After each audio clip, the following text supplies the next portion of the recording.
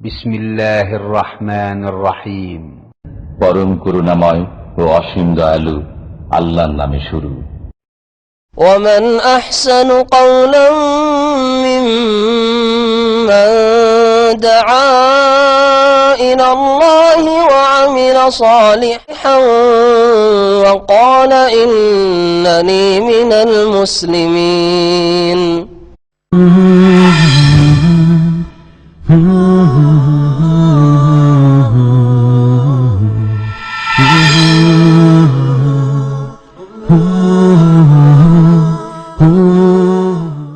أعوذ بالله من الشيطان الرجيم. ولقد خلقنا الإنسان من صلصال من حمأ مسنون والجان خلقناه من قبل من نار السموم. وإذ قال ربك للملائكة إني خالق بشرا من صلصال من حمأ مسنون فإذا سويته ونفخت فيه من روحي فقعوا له ساجدين.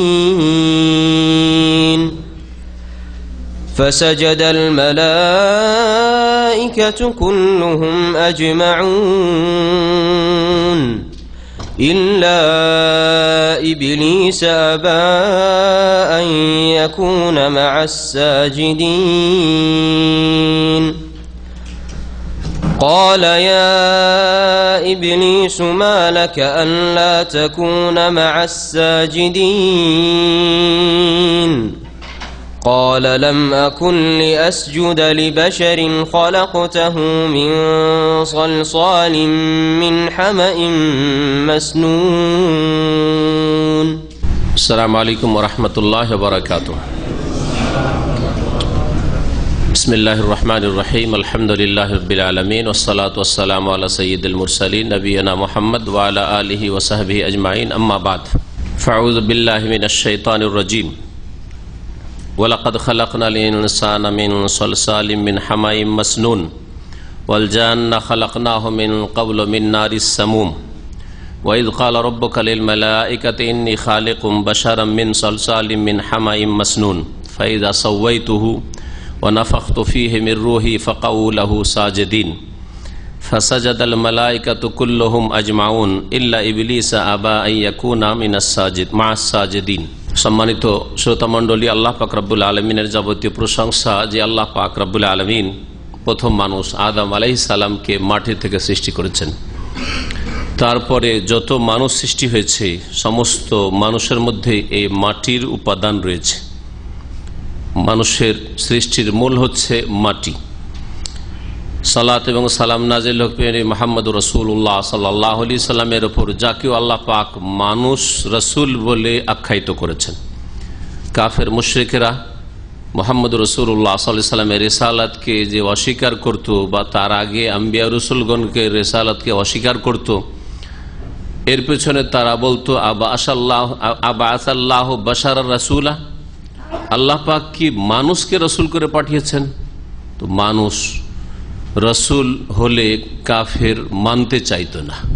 সুতরাং কোন মুসলিমের যেন এই ভ্রান্ত আকীদা না থাকে যে শেষ রাসূল মুহাম্মদ সাল্লাল্লাহু আলাইহি সাল্লাম মানুষ নন, অন্য কিছু, নূর বা আর কিছু। আর তার উপরে যদি বলে আল্লাহর নূর, যেমন তাদের ভ্রান্ত আকীদা, তাহলে আল্লাহর অংশ, আল্লাহর অংশীদার, আল্লাহর শরীক সাব্যস্ত করলো, যেটা বড় শিরক। আজকে তাফসীর হবে সূরাতুল হিজরের দ্বিতীয় পর্ব, আয়াত নম্বর 26 থেকে।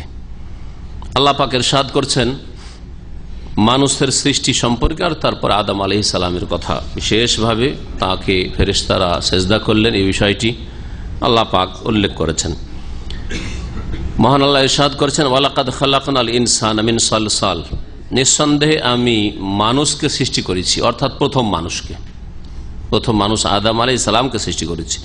মিন সালসালিম মিন হামাইম মাসনুন, এই শব্দগুলির শাব্দিক অর্থ দেখে নি আর তারপরে মিলিয়ে অর্থ করি। সালসাল বলা হয় শুকনো ঠনঠনে মাটি।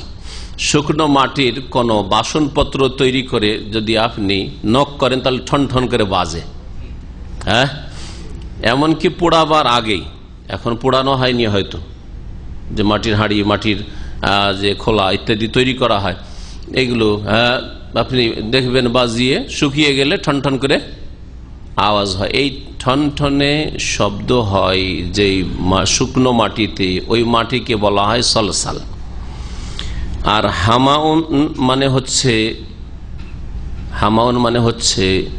এমন মাটি যে মাটি কালো রঙের, দীর্ঘ সময় পড়ে থাকার জন্য কালো হয়ে যায়। দীর্ঘ সময় পানিতে পচার কারণে কি হয়ে যায়? কালো হয়, যাকে আমরা কাদা বলি। কাদা বলেন তো আপনারা? না, কাদা, কোন কোন পাক। মাসনুন বলা হয় মানে দুর্গন্ধযুক্ত। হ্যাঁ, পচা, পচাতে গন্ধ হয় তো পচা বলেন, বা দুর্গন্ধযুক্ত, যা দীর্ঘদিন পড়ে থাকার কারণে পানিতে সরে পচে যাতে দুর্গন্ধ একটা বেরোয়। কাদা থেকে একটা গন্ধ আসে না, ওই রকম কাদাকে বলা হয় হামাউন মাসনুন। কালো রং হামা, আর মাসনুন যাতে দুর্গন্ধ রয়েছে। তাহলে তরজমা অনুবাদ কি করব টানা? আল্লাহ পাক বলছেন যে নিঃসন্দেহে আমি মানুষকে, মানে প্রথম মানুষ আদম আলাইহিস সালামকে সৃষ্টি করেছি মিন সলসালিম মিন হামাই মাসনুন, পচা কালো শুষ্ক ঠনঠনে মাটি থেকে।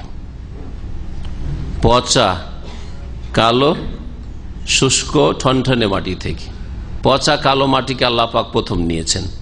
তা থেকে আল্লাহ পাক রব্বুল আলামিন আদম আলাইহিস সালামের যে গঠন, মাথা থেকে পা পর্যন্ত অঙ্গ প্রত্যঙ্গ আল্লাহ পাক নিজ হাতে তৈরি করেছেন। কারণ কোরআন কারীমের আয়াত রয়েছে লিমা খালাকতু বিয়াদিয়া, হে ইবলিস মা মানাকা আন তাসজুদ, তোমাকে কোন বস্তু সেজদা করতে বাধা দিল এমন ব্যক্তিকে, এমন আমার প্রিয় সৃষ্টিকে, যে লিমা খালাকতু বিয়াদিয়া, যাকে আমি স্বহস্তে নিজ হাতে সৃষ্টি করেছি। আল্লাহ পাকের হাত রয়েছে, আল্লাহ পাকের হাতের মতো এর একটি দলিল কোরআনে কারীমের এই আয়াত।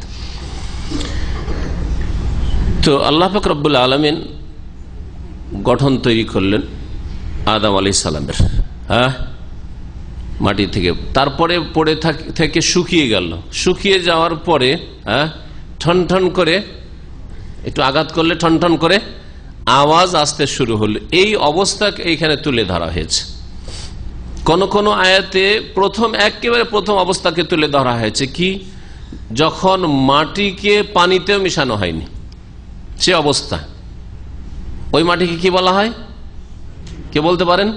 যে মাটি শুকনো মাটি, এখনো পানিতে মিশানো হয়নি, কি বলা হয়? আরবিতে কি বলা হয়? ইন্না মাসালা ঈসা ইনদাল্লাহি কামাসালি আদম খালাকাহু মিন তুরাব। আল্লাহ পাক বলছেন ঈসা আলাইহিস সালামের উপমা দৃষ্টান্ত হচ্ছে আল্লাহ পাকের নিকটে কামাসালি আদম আলাইহিস সালামের মতো। আদম বিনা বাপ মায়ে আর ঈসা আলাইহিস সালাম বিনা বাপে। এদিক থেকে দৃষ্টান্ত রয়েছে, সাদৃশ্যতা রয়েছে। খালাকাহু মিন তুরাব, আল্লাহ পাক আদমকে সৃষ্টি করলেন কি থেকে? তোরাব থেকে। তোরাব মানে হচ্ছে ধুলো। তোরাব মানে শুধু ধুলো, ধুলোকে তোরাব বলা হয়। তোরাব বলা হয় ধুলো মাটিকে। তো শুকনো মাটি, ওটাকে যখন পানিতে মিশানো হলো, তারপরে সেটা কাদা হলো, সেটা দীর্ঘদিন পড়ে থাকলো, পড়ে থেকে কালো হয়ে গেল। আর দীর্ঘদিন পড়ে থাকার কারণে তার পচা একটা গন্ধ আসতে শুরু হলো, তখন সেটা হলো হামাউন, হলো মাসনুন হলো।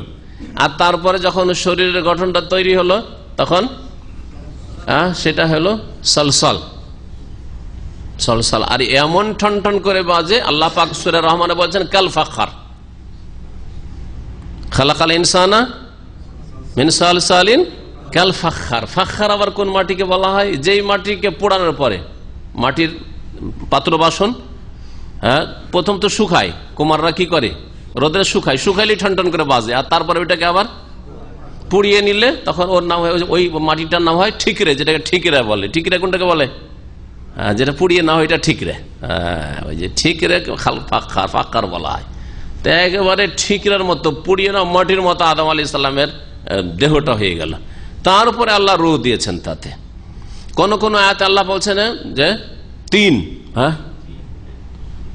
ইবলিস বলছে আল্লাহ কেমন করে সিজদা করতে পারি তাকে, খালাকতানি মিন নারি ওয়া খালাকতাহু মিন তিন, আমাকে তো আগুন থেকে সৃষ্টি করেছে আর ওকে 3 থেকে সৃষ্টি করেছে। 3 মানে কি আবার ওখানে বিশেষ একটা স্তরের কথা। মাটিকে পানিতে মিশানোর পরে যখন কাদা হয়েছে, সাধারণ কাদাকে কি বলা হয়, 3 বলা হয়। আল্লাহ পাক আদম আলাইহিস সালামের সৃষ্টির বিভিন্ন স্তর, সৃষ্টির শুরু থেকে একবারে শেষ পর্যন্ত রূহ সঞ্চার করা পর্যন্ত আল্লাহ পাক বিভিন্ন আয়াতে উল্লেখ করেছেন। এক এক আয়াতে এক এক রকম অবস্থা আল্লাহ পাক উল্লেখ করেছেন। আল্লাহ পাক বলছেন ওয়াল জান্না খালাকনাহু, আর জিনকে আমি সৃষ্টি করেছি। জিনকে জিনও বলা হয় আর জানও বলা হয়।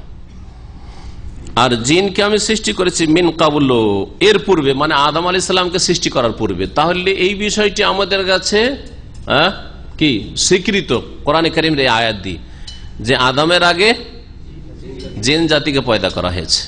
আদমের আগে জিন জাতিকে পয়দা করা হয়েছে। কি থেকে পয়দা করা হয়েছে? মিন্নারিস সামুম। মিন্নারিস সামুম, সামুম মানে কি? সামুম মানে হচ্ছে ধোঁয়াবিহীন আগুন। এমন আগুন যাতে ধোঁয়া থাকে না, ধূম্রহীন, যাতে কোনো ধোঁয়া নেই।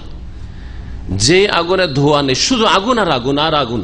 এই জন্য কেউ কেউ এর অর্থ করেছেন লেলিহান, অগ্নিশিখা। অগ্নিশিখা থেকে, অগ্নিশিখা যাতে ধোঁয়া থাকে না। তো তা থেকে আল্লাহ পাক তৈরি করেছেন সামুম। আরবি ভাষায় বলা হয় লু হাওয়াকে, যে হাওয়াতে আগুনের মতো তাপ থাকে আর যাতে মানুষ অনেকেই মারা যায়, কে সামুম বলা হয়। রিহুন সামুম, বা রিহুন মাসমুম। সুম্মুন থেকে, সুম্মুন মানে বিষ, বিষাক্ত।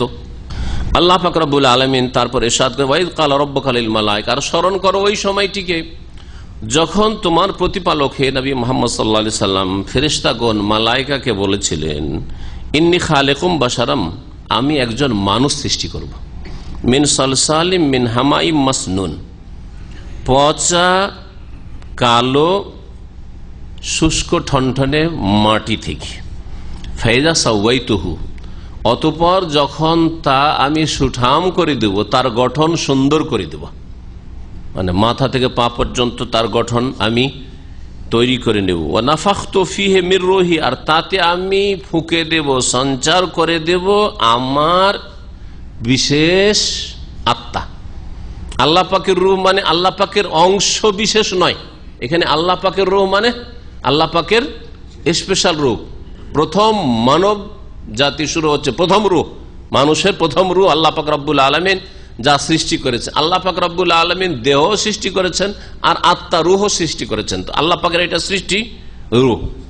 এখানে যেমন রূহ মানে আল্লাহর অংশ বিশেষ নয়, ঠিক তেমনি ঈসা আলাইহিস সালামকে যে রুহুল্লাহ বলা হয়েছে, যেহেতু বিনা ভাবে পয়দা করা হয়েছে, সেই জন্য আল্লাহ পাক তাকে রুহুল্লাহ ও রুহুম মিনহু, আল্লাহ পাকের রূহ বলেছেন। কিন্তু এর মানে এই না যে আল্লাহ পাকের অংশ, যেমন খ্রিস্টানরা এই শিরকি ভ্রান্ত আকীদা রাখে। যখন আমি তাতে আমার বিশেষ আত্মা আমি সঞ্চার করে দেব, ফাকাউ লাহু সাজিদিন, তখন তাকে সেজদায় অবনত হয়ে যেও। ফাকাউ এটা আমরের সেগা, ওয়াকা ইয়াকাও বাবে ফাতাহ ইফতাহ থেকে আমরের সেগা হচ্ছে কা, কা। যেমন খাফা ইয়াখাফু থেকে ভয় করো, এর আরবি কি হবে দেখি, কে গ্রামার বুঝে? খাফ, খাফা ইয়াখাফু যেহেতু আছে, ইয়াখওয়াফু তো খাফ হবে। আজওয়াফের মাঝখানে যদি হারফে ইল্লাত থাকে এইরকম নিয়ে আসেন, যেমন খাফা খাওয়াফা ছিল ওই রকমই। আরো নিয়ে আসেন কালা, কালা থেকে কি হবে? কালা যেহেতু নাসায় না কুল, আর এখানে কি কা, কা হবে যেহেতু ওয়াকায়াক ফাতাহ ইফতাহ থেকে। তাহলে ফাকাউ কা থেকে কাউ জামা মুজাক্কার হাজিরের সিগা। তোমরা ওয়াকায়াকাও মানে পড়ে যাওয়া, অবনত হয়ে যাও, তোমরা অবনত হয়ে যেও তার উদ্দেশ্যে সেজদায় সাজেদিন। ফাসাজাদাল মালায়েকাতু কুল্লুহুম আজমাইন, আল্লাহর যখন হুকুম হলো যে সেজদা করো, আর মালায়েকাদের সাথেই চলাফেরা করত, ঊর্ধ্ব আকাশে যেত এই ইবলিসও সেই আদেশের অন্তর্ভুক্ত হইল। যেমন আমাদের এখানে ইসলামিক সেন্টারে আলোচনাতে যে কোনো লোক আসুক, যদি আমরা আলোচনা শেষে খেতে বসি, সবাই খাবে না? হ্যাঁ, ঠিক কিনা? আরে কেউ শুনতে আসুক আর না আসুক, কোনো লোকের সাথে দেখা করতে এসছে, তারও এতে অংশ রয়েছে। হ্যাঁ, ঠিক আছে, চলে গেল। তো ওই রকমই ইবলিসকে হুকুম হলো যে ফেরেশতারা সেজদা করছে, তুমিও সেজদা করো, এদের সাথে তুমি থাকো, যদিও তুমি জিন। এর মানে কখনো এই নয় যে ইবলিস ফেরেশতা ছিল। ইবলিস ফেরেশতা ছিল না, কারণ স্পষ্ট কোরআনে কারীমের আয়াত রয়েছে যে কানা মিনাল জিন্নে ফাফাসাকা আন আমরি রাব্বিহি। ইবলিস জিনের অন্তর্ভুক্ত ছিল, মালায়েকা ফেরেশতার অন্তর্ভুক্ত ছিল না। সুতরাং এরপরে কারো দ্বিমত করা এটি অবশ্যই কোরআন বিরোধী কথা। জি, কোথায় রয়েছে আয়াত, কি বলতে পারেন? হ্যাঁ, সূরাতুল কাহফে, যেটা প্রতি জুমার দিনে পড়া মুস্তাহাব। ফাসাজাদাল মালায়েকাতু কুল্লুহুম আজমাউন, সমস্ত ফেরেশতারা একসাথে একত্রিতভাবে সিজদা করলো। কুল্লুহুম আজমাউন, যাতে একটাও বাকি না থাকে। কুল্লুহুম বললে হইতো, ফাসাজাদাল মালায়েকা, সব ফেরেশতা চলে আসুন। কুল্লুহুম এক তাগিদ, সকলে, আজমাউন একসাথে, একেবারে বিনা কোনো বিলম্বে। হ্যাঁ, সকলে সিজদা করলো, তাকিদের উপর তাকিদ। একজন ফেরেশতা অস্বীকার করেনি, অবাধ্য হয়নি, ইল্লা ইবলিস, একমাত্র ইবলিস ছাড়া। আবার সে অস্বীকার করলো আইয়াকুনা মা'আস সাজিদিন, সেজদাকারীদের অন্তর্ভুক্ত হতে, সেজদাকারীদের দলে শামিল হতে অস্বীকার করলো যে না, আমি সেজদা করবো না। কালা, তখন আল্লাহ পাক ইরশাদ করলেন, ইয়া ইবলিস, হে ইবলিস, মা লাকা আল্লা তাকুনা মা'আস সাজিদিন, তোমার কি হয়ে গেছে? মা লাকা মানে কি হয়ে গেছে? এই আরবি আপনি আপনার রাত দিন দৈনন্দিন কথাবার্তায় বলতে পারেন। মা লাক মানে তোমার কি হয়েছে? মা বেক, মা লাক দুটি চলে। মা বেকা, তোমার কি অবস্থা, কি হয়েছে? মা লাকা, তোমার কি হয়েছে? মা লাকা, তোমার কি হয়েছে? আল্লাহ তাকুনা মা'আস সাজিদিন, যে সেজদাকারীদের সাথে তুমি হলে না, দলে শামিল হলে না। কালা, ইবলিস বলল, লাম আকুন লিআসজুদা লিবাশারিন খালাকতাহু মিন সালসালিম মিন হামাইম মাসনুন। লাম আকুন লিআসজুদ, আমি সেজদা করতেই পারি না। লাম আকুন লিআসজুদ, আমি সেজদাকারী হতেই পারি না। কাকে? লিবাশারিন, এমন মানুষকে সেজদাকারী হতে পারি না, এমন মানুষকে আমি সেজদা করতে পারি না। খালাকতাহু মিন সালসালিম মিন হামাইম মাসনুন, যাকে তুমি সৃষ্টি করেছো পচা কালো শুষ্ক ঠনঠনে মাটি থেকে তৈরি করলে, আর আমি আগুন থেকে সৃষ্টি, আমি কি করে ওকে সেজদা করব? তাহলে সেজদা বাধা দিয়েছিল কিসে বাধা দিয়েছিল? অহংকার। এই অহংকার কুফরি কিনা? তাহলে অহংকারের মাধ্যমে কুফরি হয়ে থাকে। কেউ যদি অহংকার করে, আমার মতো উচ্চশিক্ষিত মানুষ, বুদ্ধিজীবী এত বড়, আর আমি এত বড় একটা বৈজ্ঞানিক, হ্যাঁ সায়েন্টিস্ট, আমি আবার সেজদা করে নামাজ পড়বো, তাও আবার জামাতে গিয়ে, না, এটা হইতে পারে না। যদি এ কথা মনের ভিতরে থাকে তাহলে সে মুসলিম না, সে ইবলিসের মতো কুফরি করল। এটাকে বলা হয় কুফরুল ইস্তিকবার, অহংকার বশত কুফরি। আল্লাহ পাকের সব বিধান অস্বীকার করেনি, শুধু একটা কথা মানতে পারি না। এই জন্য মানব জাতিকে গোমরাহ করার জন্য যে ছাড়গুলি আল্লাহর কাছে চাইছে, দরখাস্ত করছে, এই বিশ্বাস রেখে যে আল্লাহ ছাড়া কেউ দিতে পারে না। তাহলে কবর মাজার পূজা যারা মনে করে ছেলে দিতে পারে মাজারওয়ালা, জিলানি চিস্তি, রোগ ভালো করতে পারে জিলানি চিস্তি, হ্যাঁ পীর ওলি মুর্শিদ, তাদের চাইতে ভালো ইবলিস ছিল, ঠিক কিনা? ইবলিস এই কথা তখনও মনে করেনি, আর এখনো মনে করে না যে আল্লাহ ছাড়া কেউ ছেলে দিতে পারে, রোগ ভালো করতে পারে, বালা মুসিবত দূর করতে পারে, মানুষ কামনা পূরণ করতে পারে। এই কথা কোন জায়গায় প্রমাণ নেই। আচ্ছা, কোন জায়গায় কেউ যদি প্রমাণ করতে পারে তো আমি মেনে নেব, ভুল স্বীকার করবো, কোথাও নেই। তার মধ্যে ছিল অহংকারের কুফরি। আমি আল্লাহ তোমার সবকিছু মানতে পারি, তোমার এই হুকুম মানতে পারি না, এটা আমার জন্য মানা সম্ভব নাই, কারণ এটা আমার মানহানি হয়ে যাবে। তাহলে এইরকম যদি রোগ কোনো মানুষের মধ্যে থাকে, ইসলামে সব মেনে নিতে পারি কিন্তু এটা মানতে পারি না, তাহলে সে মুরতাদ হয়ে যাবে, ইসলাম থেকে বেরিয়ে যাবে, ইবলিসের দলে শামিল হয়ে যাবে। আল্লাহ পাক রব্বুল আলামিন ইরশাদ করছেন, আদম আলাইহিস সালাম আর এই ইবলিসের এই ঘটনায় কালা আল্লাহ পাক তখন ইরশাদ করছেন ফাখরুজ মিনহা, তুমি যখন সেজদা করবে না তাহলে এই মর্যাদা থেকে তুমি বহিষ্কার হয়ে যাও, বেরিয়ে যাও। আল্লাহ পাক রব্বুল আলামিন যে উচ্চ স্থানে আল মালাউল আলা, যেখানে ফেরেশতারা বসেন, ফেরেশতাদের মজলিস হয়, মাহফিল হয়, সেখানে ইবলিস যেতে পারত, সেখানে যেতে পারত। আদম আলাইহিস সালামের সৃষ্টির পূর্বে যখন সেজদাকে অস্বীকার করলো তখন আল্লাহ পাক সেখান থেকে তাড়িয়ে দিলেন, আর আকাশের দিকে যেতে পারবেন। আর তুমি আর তোমার কোন চেলা যদি উর্দু আকাশে যাওয়ার চেষ্টা করে, আকাশে কোনো সংবাদ নেওয়ার জন্য, তাহলে ফাতবাহু শিহাবুন সাকিব, তাহলে উজ্জ্বল উল্কাপিণ্ড তাকে আঘাত করবে আর তাতে জ্বলে যাবে অথবা পাগল হয়ে যাবে, ধ্বংস হয়ে যাবে। আল্লাহ পাক রব্বুল আলামিন ইরশাদ করছেন তাহলে তুমি বেরিয়ে পড়ো এখান থেকে, ফাইন্নাকা রাজিম, কারণ তুমি বিতাড়িত, তুমি অভিশপ্ত। ওয়াইন্না আলাইকা লানাতা ইলা ইয়াউমিদ্দিন, আর বিচার দিবস, প্রতিদান দিবস পর্যন্ত তোমার উপর অভিশাপ হতে থাকবে, লানত পড়তে থাকবে, অভিশাপ হতে থাকবে। একটি লানত না, কিয়ামত পর্যন্ত বিচার দিবস, ইয়াউমুদ্দিন।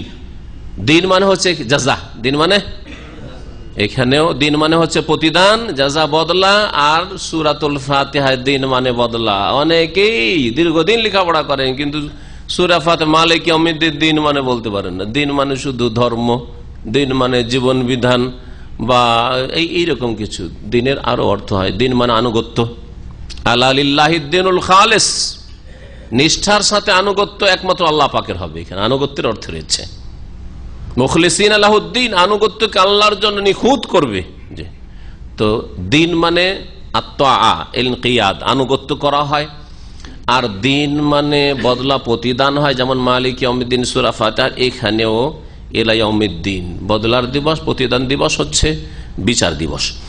বিচার দিবসেই প্রতিদান হবে ভালো মন্দের। দুনিয়ায় প্রতিদান নাও হইতে পারে, কারণ দুনিয়া বদলার জগৎ নয়, এটা হচ্ছে কর্মজগৎ। কালা রব্বে ফাআনজিরনি ইলা ইয়াউমি ইউবআসুন, তখন দরখাস্ত করা শুরু করলো ইবলিস। আর দরখাস্ত করেছে কত আদবের সাথে, রব্বি, রব্বি, হে আমার রব্বে, আসলে ছিল রব্বি, হে আমার রব। ইবলিস দরখাস্ত করার তরিকা জানছে। আর আমাদের এক শ্রেণীর মানুষ আল্লাহ ছাড়া অন্যের কাছে দরখাস্ত করছে, বাবা তুমি উদ্ধার করো, বাবা তুমি আমার ছেলে দাও, বাবা আমার রোগ ভালো করে দাও। কেউ বাবার কাছে চাইছে, কেউ মায়ের কাছে চাইছে। মানুষকে চাওয়ার তৌফিক হলো না। যে মানুষকে সেজদা না করার কারণে ইবলিস মরদুদ, রাজিম, অভিশপ্ত হইল, সেই ইবলিসকে তরিকা জানা আছে যে কেমন করে আল্লাহর কাছে চাইতে হবে, রব্বে বলে চাইতে হবে। কোরআনে কারীমের যতগুলি দোয়া রয়েছে আম্বিয়া রাসূলগণের, হয় রব্বে বা রব্বানা, এক বচন বহু বচন দিয়ে রয়েছে, আর না হলে আল্লাহুম্মা দিয়ে রয়েছে। আর আল্লাহ ছাড়া অন্যের কাছে চাওয়ার কোন দোয়া কোরআন হাদিসে নেই। আর ওসিলা ধরে দোয়া আল্লাহর কাছে চাইলো, কিন্তু ওসিলা নবী ওলি রসুলের ওসিলা ধরে বা কোন নেক লোকের, মুরব্বির বুজুর্গানের দিনের ওসিলা ধরেও দোয়া চাইবে, এইরকম একটি দোয়ার নজির কোরআন হাদিসে নেই, কোরআনেও নেই, কোন সহিহ হাদিসে নেই। তারপরেও মুসলিম সমাজের অধিকাংশ লোকের, আমাদের দেশের, হয় আল্লাহ ছাড়া অন্যের কাছে চাই বালা মুসিবত বিপদ আপদে, যে মনস্কামনা তারা পূরণ, আর না হলে আল্লাহর কাছে চাইলো ভায়া হয়ে। ওসিলা না ধরলে দোয়া করা যায়, ওসিলা ধরতে হবে, নবীর ওসিলাই, বড় পীরের ওসিলাই, না হয় অমুক হুজুর ওসিলাই, গঙ্গোহীর ওসিলাই, মহাজের মক্কির ওসিলাই, অমুকের ওসিলাই, তমুকের ওসিলাই। এই ওসিলা, এই ওসিলা তো ইবলিসও জানতো না, ইবলিসও জানতো না এই ওসিলা। ইবলিসের ঘটনা কত কত আয়াতে রয়েছে, কোন একটা আয়াতে ওসিলার কথা আছে? আছে। যে ইবলিস গোমরা করে ওসিলা ধরিয়েছে, জাহান্নামের রাস্তা ধরিয়েছে আদম সন্তানকে, সেই ইবলিস নিজেও ওসিলা ধরে নাই, নিজে ওসিলা ধরতে যায় না। কালা রব্বে ফাআনজিরনি ইলা ইয়াউমি ইউবআসুন, হে আমার রব, হে আমার প্রতিপালক, ফাআনজিরনি, তাহলে আমাকে অবসর দেন, ছাড় দেন, ইলা ইয়াউমি ইউবআসুন, পুনরুত্থান দিবস পর্যন্ত, মানব জাতির পুনরুত্থান দিবস পর্যন্ত, ওই দিন পর্যন্ত যেই দিন মানুষকে উঠানো হবে। এটা শাব্দিক অর্থ, ইলা ইয়াউম, ওই দিন পর্যন্ত যেই দিন ইউবআসুন, মানুষকে উঠানো হবে বিচার হিসাব নিকাশের জন্য, কিয়ামত পর্যন্ত আমাকে ছাড় দেন, মানে আমার যেন মরণ না আসে, আর আমাকে ক্ষমতা দিয়ে দেন ওই রকম দাপটার ক্ষমতা, সব রকম ক্ষমতা, যাতে করে মানুষের শিরা উপশিরা রক্তের সাথে চলাচল করতে পারি, আর মানুষকে ওয়াসওয়াসা কুমন্ত্রণা দিয়ে যে কোনো পাপে লিপ্ত করতে পারি। এই ক্ষমতা আমাকে দিয়ে দেন। আল্লাহর কাছে ক্ষমতা, তাহলে ইবলিসের বিশ্বাস আল্লাহ যদি এই ক্ষমতা না দেয় তো আমার ক্ষমতা নেই, আর আল্লাহ যদি কিয়ামত পর্যন্ত আমাকে বাঁচিয়ে না রাখে তো আমার বাঁচারও ক্ষমতা নেই। আর যদি মুসলিম হওয়ার পরে বলে যে এই ছেলেটা আমার বাবার দান, আর এই যে রোগ, মারাত্মক রোগ থেকে আমার ছেলেটা ভালো হয়ে গেল, ওই বাবার দরগাহে নিয়ে গেছিলাম সেই জন্য, তাহলে কে অধম? ইবলিসের চাইতে অধম কিনা চিন্তা করুন তো দেখি। ইবলিস আল্লাহর কাছে চাইছে। কালা ফাইন্নাকা মিনাল মুনজারিন, আল্লাহ পাক বললেন যে ঠিক আছে, নিঃসন্দেহে তোমাকে ছাড় দেওয়া হলো, তুমি ওই সবের অন্তর্ভুক্ত যাদেরকে ছাড় দেওয়া হয়েছে, ঠিক আছে, তোমাকে ছাড় দেওয়া হলো। ইলা ইয়াউমিল ওয়াক্তিল মালুম, নির্দিষ্ট সময়ের দিবস পর্যন্ত, নির্দিষ্ট যে সময় আসছে ওই সময়, যেই সময়টা জানা রয়েছে আল্লাহ পাক জানেন, সেই সময়ের দিন পর্যন্ত অর্থাৎ কিয়ামত পর্যন্ত তোমাকে সময় দেওয়া হলো। কালা রব্বি বিমা আগওয়াইতানি লা ওয়াযায়্যানান্না লাহুম ফিল আরদি ওয়া লা উগওয়িয়ান্নাহুম আজমাইন। আল্লাহর কাছে আরো দরখাস্ত করা শুরু করলো, আর প্রতিবার বলছে রব্বে রব্বে। কালা ইবলিস বলল, রব্বে, হে আমার প্রতিপালক, বিমা আগওয়াইতানি, যেহেতু আমাকে তুমি পথভ্রষ্ট করেই দিলে, আগওয়াইতানি মানে আদলালতানি, আমাকে যখন গুমরাহ করেই দিলে, জাহান্নামের পথে লাগিয়ে দিলে, লা ওয়াযায়্যানান্না লাহুম ফিল আরদ, তাহলে পৃথিবীতে আমি মানব জাতির জন্য সুশোভিত করে পেশ করব, সুসজ্জিত করে পেশ করব সমস্ত মন্দ কাজকে। আমাকে এই ক্ষমতা দাও যে তাদের মনে শিরা অপসরায় চলে, তাদের মনে যাতে করে আমি পাপকে সাজিয়ে সাজিয়ে পেশ করতে পারি। যারে তুই একটা স্ত্রী নিয়েই থাকবি সারা জীবনটা, কার 50টা আছে, কার 100টা আছে, কে কত কি করে, তোর 2-3টেও থাকবে না। জি হ্যাঁ, ধন সম্পদকে এমন সাজিয়ে সাজিয়ে পেশ করবে যে তুই হালাল কামায়ে 500 বছর বয়স পাইলেও তো কিছু করতে পারবি না, সুতরাং কিছু হারাম কর, রাতারাতি বড় লোক হয়ে যাবি। জি হ্যাঁ, এইভাবে প্রতিটি ক্ষেত্রে শয়তান সাজিয়ে সাজিয়ে, গোনাকে কখন ভয়ঙ্কর রূপে পেশ করে না শয়তান, গোনাকে সাজিয়ে সাজিয়ে পেশ করে যাতে সাদরে গ্রহণ করে মানুষ। যারা খুন করে মনে করে যে আমি বেঁচে থাকবো, ওকে মেরে দেবো, আমি খুব ভোগ করব। হ্যাঁ, যারা বেঈমানি করে মনে করে যে বেঈমানি করে ওর জমি আমি ভোগ করবো, ওকে ভোগ করতে দেবো না, ঠিক কিনা? তাহলে শয়তান সাজিয়ে সাজিয়ে পেশ করে। হতে পারে সেই ভোগ করতে পেল না, যাকে মারতে চেয়েছিল মারতে পারে নিজেই মারা গেল, হ্যাঁ, অথবা ওকেও মারলো সেও মারা গেল, কেউ ভোগ করতে পেল না, আর কেউ ভোগ করছে। কিন্তু শয়তান সাজিয়ে পেশ করেছে, সব সময় মনে মগজে বসে আছে যে আমি দীর্ঘদিন থাকবো আর এদেরকে রাখবো না, আমি খুব সুখে থাকবো আর এদেরকে শেষ করব। জি, জালেম এই কথাই চিন্তা করে, সব কথা শয়তান সাজিয়ে সাজিয়ে পেশ করলা। ওয়াযায়্যানান্না লাহুম ফিল আরদ, পৃথিবীতে এই মানব জাতির জন্য আমি অবশ্যই অবশ্যই সুসজ্জিত করে পাপগুলিকে পেশ করব। ওয়ালা উগওয়িয়ান্নাহুম আজমাইন, আর এদের সমস্তকে আমি পথভ্রষ্ট করব। যখন আমি গুমরা পথভ্রষ্ট হয়ে গেলাম তো ওদের সমস্তকে কি করব? পথভ্রষ্ট করে দেব, জাহান্নামের পথে নিয়ে যাব। ইল্লা ইবাদাকা মিনহুমুল মুখলাসিন, শয়তানও ভালো করে জানে যে কাকে পারবো না, শয়তানও ভালো করে জানে যে কাকে পারবো না। কাকে পারবো না বলছে? ইল্লা, হ্যাঁ একমাত্র, হে আল্লাহ তোমার ওই সব বান্দাদেরকে, তাদের মধ্য থেকে মানে আদম সন্তান থেকে যারা হচ্ছে আল মুখলাসিন, মুখলাসিন মানে নিষ্ঠাবান। ইখলাস হচ্ছে শিরক মুক্ত জীবন যাপন, যারা শিরক মুক্ত, যারা দুনিয়ার কোনো গরজ রাখে না, আল্লাহর সাথে কাউকে শরিক করে না, লোক দেখানো কোনো কাজ করে না, কোনো কিছুর লোভে কোনো কাজ করে না, কারো ভয়, আল্লাহ ছাড়া কারো ভয়ে কোনো কাজ করে না, বা কোনো কাজ থেকে বিরত থাকে না। একমাত্র যাদের অন্তরে আল্লাহর ভয় আছে, মানুষ শক্তি বাতিল শক্তি বলে ভয় না, তাদেরকে পারবো না, ওদেরকে পারবো না। তাহলে ইখলাস হচ্ছে মানুষের ইবাদত বন্দেগী, দ্বীন ইসলামের আমলের আত্মা স্বরূপ, রূহ স্বরূপ। শরীরের কোনো মূল্য নেই যদি আত্মা না থাকে, যতই বড় মানুষ হন না কেন, কোনো মূল্য নেই। যত তাড়াতাড়ি দাফন করা সম্ভব দাফন করবে, যত বেশি আপনাকে ভালোবাসে তত তাড়াতাড়ি করবে যে না তাকে দাফন করা হোক। আর যারা আপনাকে ভালোবাসে না, ও দাফন করা হোক আর নাই হোক, তাতে আমাদের কি, ঠিক না? তাহলে যারা বেশি ভালোবাসে তারাই তাড়াতাড়ি দাফন করতে চাইবে আপনাকে, কারণ আপনার শরীরের কোনো মূল্য নেই যে শরীরে এত যত্ন করছেন। যে শরীরকে হারাম খাওয়ানোর জন্য, শরীরের চাহিদা পূরণ করার জন্য জেনা আর টাকা পয়সা, বেঈমানি, আত্মসাৎ আর হারাম ব্যবসা বাণিজ্য আর সুদ আর ঘুষ, রুহের তো কোনো কাজে আসলো না। এগুলো যত পাপ করে শরীরকে আরাম দিচ্ছেন, এগুলিতে শরীরের চাহিদা পূরণ হয়, আত্মার তো একটিও চাহিদা পূরণ হয় না। ইখলাস হচ্ছে দ্বীন ইসলামের যত আমল রয়েছে সমস্ত আমলের রূহ, আত্মা স্বরূপ। যাদের মধ্যে ইখলাস রয়েছে, ইখলাসের সাথে তাহলে আকীদায় ইখলাস রয়েছে, ইবাদতে ইখলাস রয়েছে, আখলাক আমলে চলাফেরাতে ইখলাস রয়েছে। আমি আপনার সাথে ভালো ব্যবহার করি, সালাম দিয়ে হাসি মুখে কথা বলি, আপনাকে খুশি করার জন্য না, আল্লাহকে খুশি করার জন্য। আপনার আমি উপকার করি, আপনার কাছে কিছু পাবো এই জন্য নয়, আল্লাহ পাকের কাছে পাওয়ার জন্য। আমি আপনার সাহায্য করি, আপনাকে ধার খরচ দিই, কিসের জন্য? আল্লাহ পাকের সন্তুষ্টির জন্য।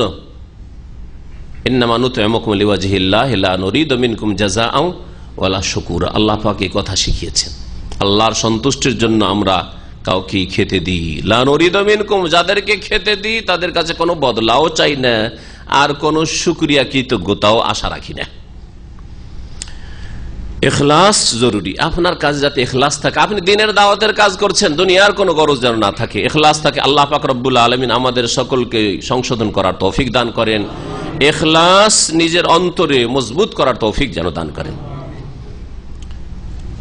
যার মধ্যে ইখলাস নেই সে যে কোনো শিরকে লিপ্ত হইতে পারে। কবর মাজার পূজার শিরকে যদি লিপ্ত না হয় তো দুনিয়াদারির শিরকে লিপ্ত হয়ে যাবে, দুনিয়াদারির শিরকে লিপ্ত হয়ে যাবে, দুনিয়ার লোভ লালসায় লিপ্ত হয়ে যাবে। কারো ভয়ে কথা বলল, কারো ভয়ে বলবে, অথবা কারো কাছে কোনো আশা নিয়ে কথা বলবে।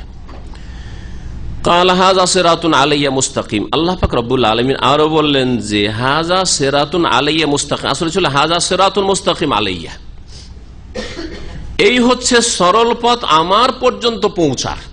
আল্লাহ বলছে এটাই হচ্ছে ইখলাস, ইখলাসের দিকে ইঙ্গিত করে আল্লাহ বলছেন। হাযা মানে এই যে ইখলাসের কথা বললাম, নিষ্ঠাবানদের কথা, মুখলাসিন, এদেরকে শয়তান বলছে, শয়তান পারবে না বললো, ইল্লা ইবাদাকা মিনহুল মুখলাসিন, শয়তানের ভাষা।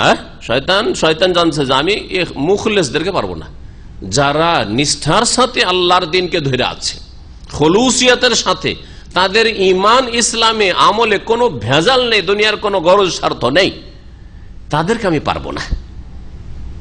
ইখলাস নিষ্ঠা যদি থাকে তাহলে যে কোনো পাপ থেকে আপনি বেঁচে থাকবেন, যে কোনো অন্যায় থেকে আপনি বেঁচে থাকবেন, কারণ আল্লাহর জন্য ইখলাস, আল্লাহর জন্য আমি করছি, আল্লাহর জন্য আমি জিনা থেকে বেঁচে আছি, আল্লাহর জন্য আমি প্রেম করা থেকে বেঁচে আছি, আল্লাহর জন্য আমি দুনিয়ার ভোগবিলাস থেকে বেঁচে আছি, আল্লাহর জন্য হারাম পথ থেকে বেঁচে আছি, আল্লাহর জন্য চুরি থেকে বেঁচে আছি। এই নয় যে লোকে কি বলবে না বলবে, লোক থাক আর নাই থাক, লোক আছে না আছে আমি খেয়ালই করি না। এ হচ্ছে ইখলাস। ইখলাস, কোরআন হাদিসে ইখলাসের কথা খুব বেশি বেশি উল্লেখ করা হয়েছে। কালেমা লা ইলাহা ইল্লাল্লাহ পড়ার ক্ষেত্রেও তারাই জান্নাতি হবে লা ইলাহা ইল্লাল্লাহ পড়ে, যারা খালিস মিন কলবিহি। নবী করিম সাল্লাল্লাহু আলাইহি ওয়াসাল্লাম হাদিসে এই শর্তটি লাগানো হয়েছে, খুলুসিয়াতের সাথে, অন্তরের নিষ্ঠার সাথে যদি কালেমা তাইয়্যিবার শাহাদাত দেয়, আর অন্তরের খুলুসিয়াতের সাথে কোনো ভেজাল নেই, এই কালেমা পড়াই, এই খুলুসিয়াতের সাথে যদি লা ইলাহা ইল্লাল্লাহ শাহাদাত দেয়, তাহলে আবার বেনামাজি হইতে পারে, এক রাকাত নামাজ ছুটতে পারে, ফরজ ছাড়তে পারে, কাবিরা গুনাহ করতে পারে, আর ভুল হয়ে গেলে আবার বিনা তওবায় 1 মিনিট পার করতে পারে। অসম্ভব কথা, অসম্ভব কথা। আর যারা এইরকম চরিত্রের হবে তাদের জন্য তো জান্নাত রয়েছে। ভুল করে না, আর ভুল হয়ে গেলে বিলম্ব করে না, তওবা করে, তাদের জন্য তো জান্নাত রয়েছে। আল্লাহ পাক রব্বুল আলামিন বলছেন যে তাআলা, আল্লাহ বলছেন হাযা সিরাতুন আলাইয়া মুস্তাকিম। আলাইয়া মানে ইলাইয়া, আসলে এখানে এটি হচ্ছে সরল পথ আমার পর্যন্ত পৌঁছা। আল্লাহ পর্যন্ত যদি পৌঁছিতে চাও, আল্লাহর সন্তুষ্টি পেতে চাও, আল্লাহর জান্নাতে পৌঁছিতে চাও, তাহলে ইখলাস সৃষ্টি করতে হবে নিজের অন্তরে, ইবাদতে, আকীদায়, আমলে, আখলাকে। ইন্না ইবাদি লাইসা লাকা আলাইহিম সুলতান। তারপর আল্লাহ ঘোষণা করছেন, শুনে রাখো ইবলিস, আমার যে বিশেষ বান্দা রয়েছে, যারা নিষ্ঠাবান বান্দা রয়েছে, তাদের ওপর তোমার কোনো আধিপত্য নেই। লাইসা লাকা আলাইহিম সুলতান, সুলতান মানে আধিপত্য, কোনো দাপট চলবে না, কোনো আধিপত্য নেই, কোনো কর্তৃত্ব চলবে না। তুমি তাদের উপর নেতৃত্ব দেবে আর তাদের অন্তরে ঢুকে তাদেরকে গোমরাহ করবে, এটা করতে পারবে না। ইল্লা মানিত্তাবাকা মিনাল গাওয়িন, তবে ওই সব লোকদের ওপর তোমার দাপট চলবে যারা তোমার অনুসরণ করবে মিনাল গাওয়িন, গুমরাহ পথভ্রষ্টদের মধ্য থেকে। আদম সন্তানের মধ্যে যারা পথভ্রষ্ট হয়ে ইবলিসের অনুসারী ভক্ত হবে তাদেরকে শয়তান গুমরাহ করতে পারে, তাদের ওপর আধিপত্য কায়েম হবে শয়তানের। ওয়া ইন্না জাহান্নামা লামাউইদুহুম আজমাইন, আর শুনে রাখো নিঃসন্দেহে জাহান্নাম হচ্ছে তাদের সকলের প্রতিশ্রুত স্থল। মাউইদ ইসম জারফের সিগা। জাহান্নাম হচ্ছে যারা ইবলিসের অনুসারী আকীদার ক্ষেত্রে, ইবাদতের ক্ষেত্রে, হালাল হারামের ক্ষেত্রে, যারা ইবলিসের অনুসরণ করলো, আল্লাহ পাকের নাজিলকৃত বিধানের অনুসরণ করলো না, মানব রচিত বিধানের অনুসরণ করলো, প্রবৃত্তির অনুসরণ করলো, ইত্তেবাউল হাওয়া, মনের পূজা করলো, আল্লাহ পাকের কোরআন হাদিস যে ওহী আল্লাহ নাজিল করেছেন তার অনুসরণ করলো না, তাদের জন্য জাহান্নাম হচ্ছে প্রতিশ্রুত স্থল। জাহান্নামের ওয়াদা করা হয়েছে, তাদের আবাসস্থান হচ্ছে জাহান্নাম। লাহা সাবআতু আবওয়াব, এই জাহান্নামের 7টি দরজা রয়েছে, 7টি গেট রয়েছে আল্লাহ বলছেন। একদল তাফসীরকাররা বলছেন যে জাহান্নামেরও 7টি দরজা রয়েছে, আর একদল তাফসীরকার বলছেন জাহান্নামের দরজা বলতে এখানে দারাকাত বোঝানো হয়েছে। হ্যাঁ, দরজা বলতে, আবওয়াব বলতে কি বোঝানো হয়েছে? স্তর বোঝানো হয়েছে। জাহান্নামে 7টি স্তর রয়েছে। সবচেয়ে নিচু স্তরে মুনাফিক, যার আকীদার মুনাফিক, বিশ্বাসের মুনাফিক, কপট মুসলিম সমাজের, আল্লাহ পরকালে বিশ্বাসী নয়, আল্লাহর নাজিলকৃত বিধানে বিশ্বাসী নয়, কোরআনে কারিমে বিশ্বাসী নয়, রাসূলের কোন শ্রদ্ধা নেই, কিন্তু দেশে বসবাস করতে হবে মুসলিম মেজরিটির মাঝে, সুতরাং ইসলাম প্রকাশ করে থাকে তারা। ভিতরে কুফরি, ওমা তুখফি সুদুরহুম আকবার, তাদের অন্তরে যা লুকায়িত আছে তা এর চাইতেও মারাত্মক, মারাত্মক কুফরি লুকায়িত আছে। ইহুদি নাসারাদের অন্তরে যে কুফরি রয়েছে, হিন্দুর অন্তরে যে কুফরি রয়েছে, তার চাইতে মারাত্মক কুফরি যাদের অন্তরে লুকায়িত রয়েছে। এদের স্থান হচ্ছে জাহান্নামের সবচাইতে নিচু স্তর। ইন্নাল মুনাফিকিনা ফি দারকিল আসফালি মিনার দারক বলেছেন, আর ওর জমা হচ্ছে দারাকাত। এই জন্য আবওয়াব বলতে দারাকাত বোঝানো হয়েছে, 7টি স্তর বোঝানো হয়েছে, যেগুলির বিভিন্ন নাম তাফসীরকাররা উল্লেখ করেছেন কোরআনে কারীমে। ওগুলো বিভিন্ন জায়গায়, কোনটা সাইর, কোনটা জাহিম, কোনটা জাহান্নাম, কোনটা লাজা, কোনটা হাওয়িয়া। হ্যাঁ, আল্লাহ পাক রব্বুল আলামিন তারপরে ইরশাদ করছেন যে 7টি যে দরজা রয়েছে বা স্তর রয়েছে, লিকুল্লি বাবিম মিনহুম জুজউম মাকসুম, মানব জাতির মধ্য থেকে প্রত্যেক দরজার জন্য নির্দিষ্ট শ্রেণী নির্দিষ্ট রয়েছে, জুজউম মাকসুম বা নির্দিষ্ট ভাগ রয়েছে, বা পৃথক পৃথক দল রয়েছে, যেভাবে তর্জমা করেন না কেন। জুজউন মানে অংশ, আর মাকসুম মানে যা ভাগ করা রয়েছে। কাসাম 100 মানে ভাগ করা। তো একটা দল ভাগ করা, প্রত্যেক দরজার জন্য এক একটা দল ভাগ করা রয়েছে, মানে পৃথক পৃথক দল রয়েছে। কেমন? একটা স্তর রয়েছে যেখানে মুনাফিকরা শুধু থাকবে, আর একটা স্তরে কাফের যারা তারা থাকবে, আর একটা স্তরে থাকবে যারা খুনি তারা থাকবে, আর এক স্তরে যারা বেনামাজি তারাই থাকবে, আর এক স্তরে থাকবে যারা বেরোজাদার তারাই থাকবে। যেমন রোজাদার যারা বেশি বেশি রোজা রাখে, ফরজ রোজার পরেও বেশি বেশি রোজা রাখে, আর তা জান্নাতি তারা, ওরা যেমন তাদের জন্য জান্নাতের রাইয়ান রয়েছে, তেমন জাহান্নামে স্পেশাল বেরোজাদার জন্য রয়েছে। সুদখোরদের জন্য একটা স্তর রয়েছে, চোর ডাকাতের জন্য একটা স্তর রয়েছে। এইভাবে জানি জেনাকারীদের জন্য, জেনাকারিনীদের জন্য, তাদের জন্য এক স্তর রয়েছে। আল্লাহ পাক এই কথাই বুঝিয়েছেন, লিকুল্লি বাবিম মিনহুম জুজউম মাকসুম, মানব জাতির মধ্য থেকে প্রত্যেক দরজার জন্য একটি নির্ধারিত কি রয়েছে, অংশ রয়েছে বা শ্রেণী নির্ধারিত রয়েছে। জুজউম মাকসুম শ্রেণী নির্ধারিত রয়েছে। ইন্নাল মুত্তাকিনা ফি জান্নাতি ওয়া উয়ুন, আল্লাহ পাক জাহান্নামীদের কথা, জাহান্নামের কথা বলার পরে এখন জান্নাত কার জন্য তা উল্লেখ করছেন। বলছেন নিঃসন্দেহে আল্লাহ ভীরু যারা, মুত্তাকিন, নিঃসন্দেহে সাবধানী যারা, সতর্ক সাবধান যারা থাকে। তাকওয়া মানে বেঁচে থাকা। একটা পা ফেলতেই যেমন তাকওয়াকে এইভাবে বুঝিয়েছেন উলামায়ে কেরামরা। তাকওয়া কি জিনিস? যেমন আমরা হাঁটি, একটা পা ফেলতে আমি চিন্তা করি আগে, পা ফেলার আগে, যে এই জায়গায় পা ফেলা যাবে কি যাবে না, করি না। যেই জায়গাটায় পা ফেলছি আমরা প্রথমেই সাবধান হই, কোনো সাপ নেই, বিচ্ছু নেই, কাঁটা নেই, ইট পাটকেল নেই, ঠিক না? এমন কিছু নেই যেখানে পা রাখলে আছাড় খেয়ে পড়বো বা কোনো ক্ষতি হবে এইরকম কিছু নেই, তারপরে পা রাখি, ঠিক কিনা? এমন কোন পা আমরা দুনিয়ার চলার ক্ষেত্রে রাখি না যেখানে পা ফেললে আচাড় খাবো, পা ভাঙবে, অথবা দুর্ঘটনা হবে, অথবা সাপে কামড় দিবে, বিচ্ছুতে কামড় দিবে, হ্যাঁ, অথবা পিপিলিকার বাসা আছে সেখানে পা দেবো না। দেবেন? দেখতে পাচ্ছেন যে পিপিলিকার বাসা আর পিপিলিকা কামড়ায়, হ্যাঁ, এমন পিপিলিকা পা দেবেন আপনি? কখনো পা দেবেন না। আপনি এইটুকুই তো করেন না। আপনার দিন ইসলাম পালনের ক্ষেত্রে জীবনে কি বিশ্বাস করবেন, কি ইবাদত করবেন, আর কেমন আখলাক আচরণ আপনার হবে, কেমন ভাবে আপনার বিয়ে শাদীটা সারবেন, কেমন ভাবে আপনার ব্যবসা বাণিজ্য করবেন, কোনটা হালাল কোনটা হারাম, একটা পা রাখবেন না যতক্ষণ দেখে না এটা হালাল না হারাম, এটা আমার জন্য করা যাবে না যাবে না, এটা শরীয়তে অনুমতি এর আছে কি নেই। জি, এর নাম হচ্ছে তাকওয়া।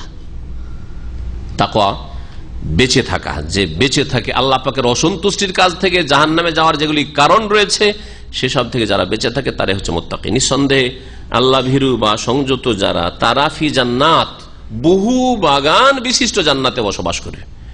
জান্নাতকে জান্নাত এই জন্য বলা হয়, কখনো এক বছর কখনো বহু বছর আল্লাহ জমা বলেছেন। জান্নাত এখানে অনেক বাগান, জান্নাতুন মানে বাগান, অনেক বাগান বিশিষ্ট জান্নাত হবে, অনেক বাগান, এক বাগান নয়। দুনিয়া একটা বাগান পেলে অহংকারের শেষ থাকে না। কারো যদি আম বাগান থাকে, কারো লিচুর বাগান থাকে, অহংকারের শেষ নয়, আমাদের আম বাগান আছে, আমাদের এই বাগান আছে, খেজুর বাগান আছে, এই সেই আছে। আর সেখানে বহু রকমের বাগান থাকবে জান্নাত। ওয়ুন, এবং ঝর্ণাধারা একটি নয়, বাড়ির সামনে যদি নদী থাকে, তাহলে কত যে খুশি। ঝর্ণাধারা প্রবাহিত, বহু ঝর্ণা প্রবাহিত হবে, সেখানে তারা অবস্থান করবে। উদখুলু হবে সালামিন আমিনিন, আর তাদেরকে বলা হবে সেই কিয়ামতের দিনে, বিচার দিবসে, তোমরা এই জান্নাতে প্রবেশ করো বেসালামিন, শান্তির সাথে, আমে, নিরাপদ ভাবে, নিরাপত্তার সাথে। ওয়া নাযানা মা ফি সুদুরিহিম মিন গিল, আর তাদের অন্তরে যে বিদ্বেষ বা শত্রুতা দুনিয়াতে ছিল একজনের অপরজনের সম্পর্কে, তা আমি দূরীভূত করে দেব, তা আমি সরিয়ে দেব। আল্লাহ বলছেন নাযায়ানজাও মানে টেনে নেওয়া। দুনিয়াতে ভাই ভাই মিল ছিল না, একটু বিদ্বেষ ছিল, অথবা বৈমাত্রীয় ভাই সেই জন্য বিদ্বেষ ছিল, অথবা একই জায়গায় কাজ করেন কলিগ, কেউ কাউকে বরদাস্ত করতে পারে না, একজন অপরজন উন্নতি বরদাস্ত করতে পারে না, সেই জন্য একজন আলেম আরেকজন আলেমকে মেনে নিতে পারে না, হিংসাতে ফেটে পড়ে। এইসব দুনিয়াতে হিংসা বিদ্বেষ শত্রুতা থাকবে, কিন্তু জান্নাতে গেলে দুনিয়া এগুলি কাফারা হয়ে যাবে। দুনিয়াতে হয় কাফারা হবে বিভিন্ন রকমের বালা মুসিবত দিয়ে, না হলে কবরের আযাব দিয়ে আল্লাহ মাফ করবেন, না হলে হাসরের মাঠে শাস্তি পেয়ে মাফ হবে, আর না হলে কিছুদিন যদি হিংসা ভরপুর থাকে, বিদ্বেষ আর শত্রুতা মুসলিমের বিরুদ্ধে ভরপুর থাকে, তাহলে কবরের আযাব দিয়েও তার মাফ হলো না, দুনিয়ার বালা মুসিবত দিয়েও মাফ হলো না, হাসর মাঠের ত্রাহি ত্রাহি অবস্থার ঘামে হাবুডুবু করেও মাফ হলো না, জাহান্নামে কিছুদিন যাবে। কিন্তু মুমিন মুসলিম, 5 ওয়াক্ত সালাত আদায়কারী আর শিরক মুক্ত মুমিন মুসলিম, হিংসা বিদ্বেষ শত্রুতা যদি থাকে, মনোমালিন্য থাকে, চিরকাল জাহান্নামে থাকবে না। এগুলিকে আল্লাহ দূর করে দেবেন অন্তর থেকে, আর তারপরে তারা জান্নাতে প্রবেশ করবে। ওয়ানাযানা মা ফি সুদুরিহিম মিন গিল ইখওয়ানান, তারা ভাই ভাই হয়ে, আলা সুরুরিন মুতাকাবিলিন, মুখোমুখি হয়ে বসবে তারা আসনে, উচ্চ আসনে। সুরুর শরীরুনের বহুবচন, আর তাকাবালা তাকাবালাত মুতাকাবিলিন মানে মুখামুখি হয়ে বসা। বসার আদব হচ্ছে মুখামুখি হয়ে বসা। এই নয় যেমন অনেকে অতিথি মেহমান আসে, আর আসার পরে আপনি বাড়ির মানুষ বসে আছেন, এখানে বসে আছেন, পাশে এসে এখানে বসে গেল, এখানে বসে গেল। ওর চাইতে ভালো সামনের দিকে বসা, সামনাসামনি কথা বলতে সুবিধা। কারণ আল্লাহ পাক রব্বুল আলামিন এই বসাটাকে পছন্দ করে, তাই জান্নাতীরা এইভাবে মুখোমুখি মুতাকাবিলিন বসবে। আর এই দৃশ্য সুবহানাল্লাহ জুমা মসজিদে, বাজার গলির জুমা মসজিদের বাইরে দেখবেন। এখানে হয়তো কম সম, আর কিছুদিন আগে মদিনায় গিয়েছিলাম, দেখে এলাম। মদিনায় জুমার আগে থেকে একটু গিয়ে দেখি সুবহানাল্লাহ, লোকজন গিয়ে খুতবা চলছে। খুতবা চলা অবস্থা আমি দেখিনি, কারণ খুতবার আগে ঢুকে পড়েছি, কিন্তু লোকেরা বললো, মদিনার যেসব ভাইরা ছিল আমার সাথে, বলছে যে খুতবা চলে, তারপর ওদের গল্প চলতে আছে। কারণ বিভিন্ন ক্যাম্প থেকে এসছে, বিভিন্ন ওই মাজরা ফার্ম থেকে এসছে, সাদিক বন্ধুর সাথে দেশির সাথে দেখা সাক্ষাৎ করবে। বাংলাদেশে এক জায়গায় হয়েছে, ইন্ডিয়ান এক জায়গায় হয়েছে, কেরালা এক জায়গায় হয়েছে, তামিল এক জায়গায় হয়েছে, ইউপি ওয়ালা নেপালি এক জায়গায় হয়েছে। আর যেমন এই শিখো এরিয়াকে করেছে, যেমন মসজিদের আশেপাশে এই করে। জুমার ওইদিকে মসজিদে নবীর খুতবা চলছে, আর ওদের মাশাআল্লাহ তাবারাকাল্লাহ গল্প গুজব দুনিয়াদারিও চলছে। হ্যাঁ, জুমাও পড়া হচ্ছে আর ঈদে গল্পও সারা হচ্ছে। হ্যাঁ, মেলাও দেখা হচ্ছে, আর কলা ছিল বাড়িতে, কলাও বিক্রি করা হচ্ছে। আল্লাহ পাক রব্বুল আলামিন কি বলছেন? বলছিলাম যে জান্নাতে জান্নাতীরা মুখোমুখি হয়ে বসবে, ভাই ভাই, সেখানে ভাই ভাই হয়ে যাবে। দুনিয়াতেও ভাই ভাই হতে বলে, কোনো ইবাদাল্লাহ ইখওয়ানা, কারো সাথে 3 দিনের বেশি কথাবার্তা বন্ধ রাখিও না। অথচ দেখা সাক্ষাতের সুযোগ সুবিধা হচ্ছে, দেখা সাক্ষাতের সুযোগ সুবিধা হচ্ছে, কথা বল, সালাম দিয়ে দাও। আর যদি দেখা সাক্ষাৎ হচ্ছে তারপরে সালাম না দেন, সালাম বন্ধ করেন, কথা না বলেন, প্রয়োজন আছে কথা বলেন, তারপরে কথা না বলেন, তাহলে ইবাদত বন্দেগী উপর দিকে যাবে না, স্থগিত থেকে যাবে, আল্লাহর কাছে যাবে না। আল্লাহ পাক বলবেন যে ফেরেশতাদের আনজেরু হাযাইনে, এই দুইজন যে পরস্পর ঝগড়ায় লিপ্ত হয়েছে, দ্বন্দ্ব হয়েছে, কলহ বিবাদ হয়েছে আর মনোমালিন্য হয়ে আছে, এদেরকে একটু ছাড় দাও, অবসর দাও, হাত্তা ইয়াস্তালিহা, যতক্ষণ পর্যন্ত এরা মীমাংসা না করছে, এদের আমল ওপরে নিয়ে আসবে না, রাখো ওই দিকে রাখো, সাবধান হয়ে যান। দুনিয়ায় যদি অন্তরকে সাফ করে ভাই ভাই হয়ে যেতে পারেন, তাহলে জান্নাতে ভাই ভাই হওয়া খুব সহজ। আর না হলে যেমনটা বললাম, মুমিন মুসলিম সহি আকীদাও যদি থাকে, আর 5 ওয়াক্ত নামাজও থাকে, কাবিরা গুনাহ থেকে মুক্তও থাকেন, আর হিংসা বিদ্বেষ থাকে, আল্লাহ পাক হেফাজত করেন আমাদের, হিংসা মুক্ত হওয়ার তৌফিক দান করেন, বিদ্বেষ শত্রুতা মুক্ত হওয়ার আল্লাহ পাক আমাদের সকলকে তৌফিক দান করেন। যদি এগুলি থেকে যায়, তাহলে দুনিয়ার আযাব বালা মুসিবত, আর তারপরে কবর আযাব বালা মুসিবত ও প্রতীক্ষায় রয়েছে, তারপরে হাসর মাঠের বিপদ আপদ, সংকটের মুহূর্ত, আর তারপরেও যদি ক্ষমা না হয়, তাহলে কিছু কাল, দীর্ঘকাল জাহান্নামেও যেতে হইতে পারে। আল্লাহ পাক আমাদের জাহান্নাম থেকে রক্ষা করেন। আল্লাহ পাক রব্বুল আলামিন ইরশাদ করছেন যে লা ইয়ামাসসুহুম ফিহা নাসাব, এই জান্নাতে জান্নাতীদেরকে কোনো কষ্ট ক্লেশ স্পর্শ করবে না। লা ইয়ামাসসুহুম ফিহা নাসাব, জান্নাতে তাদেরকে কোনো কষ্ট ক্লেশ স্পর্শ করবে না, কোনো কষ্ট নেই, দুঃখ নেই, বিপদ আপদ নেই সেখানে। ওমা হুম মিনহা বিমুখরাজিন, আর সেখান থেকে তাদেরকে বহিষ্কৃত করা হবে না। কারণ জান্নাতে যতদিন থাকেন খুব সুখে থাকেন, কিন্তু বের হয়ে যেতে হবে কোনো একদিন, এই আশঙ্কা থাকলে মানসিক একটা অশান্তি। যেমন একামাওয়ালাদের অবস্থা, হ্যাঁ, একামা রিনওয়াল করতে গিয়ে রিনওয়াল হবেই কি হবে না, হবেই কি হবে না, একটা পালপিটেশন থাকেই, তাই কিনা? যদি থাকার ইচ্ছা থাকে, আর থাকার ইচ্ছা না থাকে তাহলে তো আলহামদুলিল্লাহ। কিন্তু যদি স্থায়ী হয়ে যান তাহলে আলাদাই, মানসিক দিক থেকে আপনি একটা টেনশন মুক্ত। তারপর আর একটা টেনশন, মৌতের টেনশন। ঠিক আছে, নাগরিকত্ব পেয়ে গেছে, বাঁচবো কয়দিন আর ভোগ করবো কতদিন? হ্যাঁ, বাড়ি ঘর তো তৈরি করলে এত সুন্দর করে কতদিন বসবাস করতে পারবো, আরেক টেনশন, তাই না? টেনশন মুক্ত দুনিয়াতে হইতে পারবেন না আপনি, যতই আপনি সুখের জীবন তৈরি করে নেন। হ্যাঁ, এবার ইলেকশনে জিতে গেছি, থাকবেন কতদিন? 5 বছর। 5 বছরই যে টিকাতে পারবো কিনা তাই বাকি জানে। 5 বছরের মধ্যে এমন কোন দুর্ঘটনা তো সামনে আসবে না যে আমি মরে যাব, আছে না? নেই। তাহলে অশান্তির দিক আছে, অশান্তি আছে। কোন মানুষ পৃথিবীতে অশান্তি মুক্ত নেই, টেনশন মুক্ত নেই, একমাত্র জান্নাতে। 90 এবাদি। তারপর আল্লাহ পাক রব্বুল আলামিন মানুষের, মুসলিমের 2টো ডানার কথা উল্লেখ করেছেন। 2টো ডানা, একটা হচ্ছে আল্লাহর ভয় ভীতিও থাকতে হবে, এটা একটা ডানা। আর আরেকটা হচ্ছে আল্লাহর কাছে তার রহমতের আশা আকাঙ্ক্ষাও রাখতে হবে। আশা আকাঙ্ক্ষা কাজ করার পরে, আমল করার পরে রাখতে হবে। আর আমল করার পরে কবুল হইল কি হইল না, আল্লাহ পাক সাদরে গ্রহণ করলেন কি করলেন, এই ভয় ভীতিও থাকতে হবে। আমল করে আবার আত্মগর্বে গর্বিত হইলে হবে না।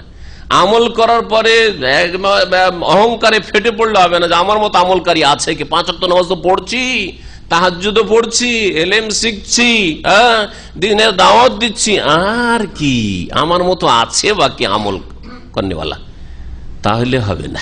দুটোই থাকতে হবে।